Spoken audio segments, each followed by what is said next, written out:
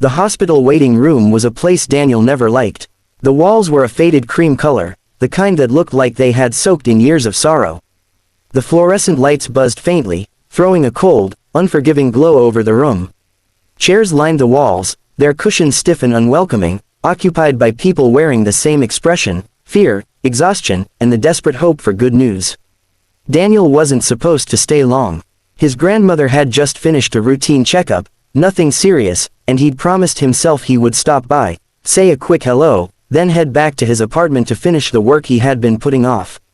But fate, as it often does, had other plans. Across the room, almost hidden in a shadowy corner, he noticed an older woman. She sat with her shoulders hunched forward, both hands trembling in her lap.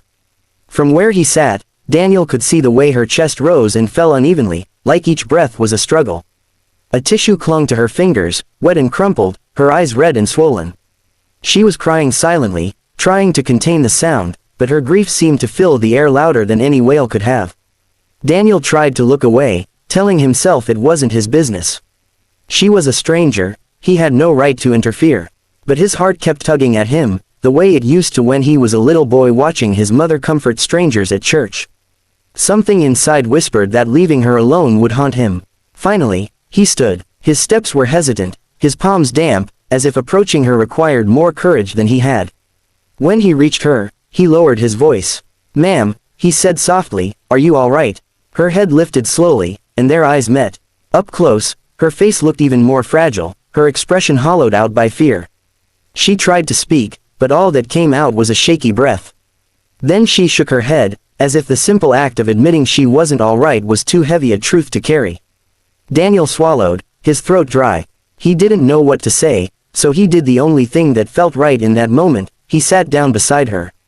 For a while, they didn't speak. The silence wrapped around them, punctuated only by the distant beeping of machines behind closed doors.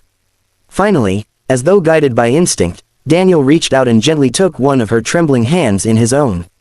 She flinched at first, startled, but then let him hold it, her skin cold against his. "I don't know what you're going through," he murmured, "but, would it be all right if I prayed with you?" He wasn't the most religious man, his faith was shaky, something he rarely thought about. Yet the words flowed out naturally, surprising even him. Closing his eyes, he whispered a prayer. He asked for strength for her, for healing for whoever she loved, for peace to fill her heart even in the storm. The woman's grip tightened, her tears falling freely now. She didn't say a word, but her body leaned ever so slightly toward his, as if clinging to the hope carried in his voice. In that sterile, cold waiting room, something sacred happened. Daniel couldn't explain it then, but as he opened his eyes and saw her whispering, "Thank you," he knew his life had just brushed against something bigger than himself. Daniel couldn't shake the image of her from his mind. All night, he replayed the scene in the waiting room, the way her fragile hand had clutched his, the way she had whispered, "Thank you," with eyes full of sorrow. He didn't even know her name, yet her pain had settled in his chest as if it belonged to him. By morning, he found himself restless, unable to focus on anything else. Against all logic, he decided to return to the hospital after work.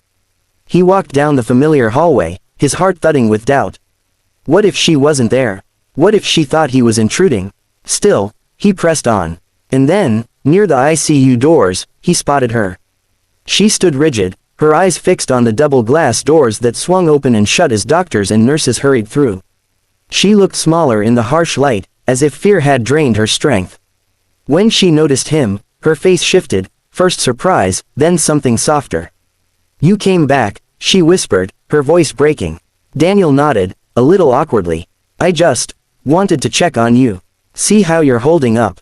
For a moment, she said nothing. Then, with trembling lips, she began to explain.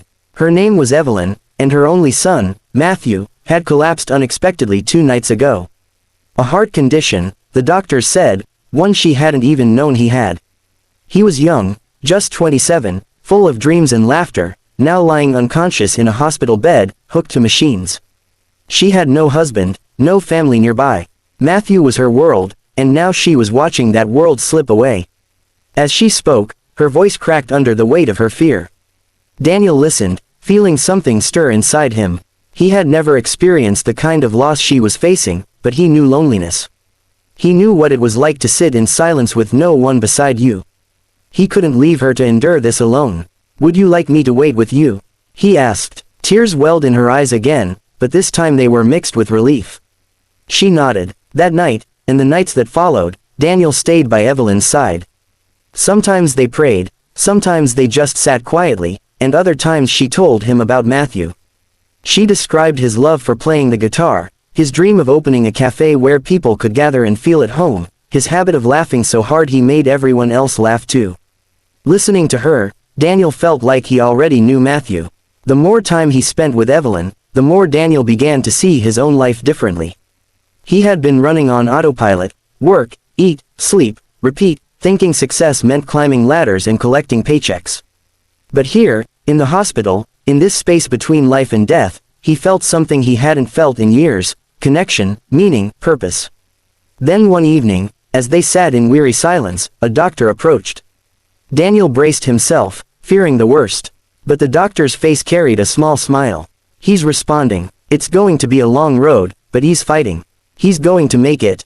Evelyn's knees buckled, and she broke into sobs of relief. She clung to Daniel, burying her face in his shoulder as though he were family. And in that moment, Daniel realized he wasn't just a stranger who had stopped to pray, he had become part of their story. The first time Daniel saw Matthew awake, it was a strange mix of relief and awe. The young man lay in the hospital bed, pale and weak, but his eyes were open, bright, searching, alive. Evelyn hovered beside him, clutching his hand, whispering words of gratitude over and over.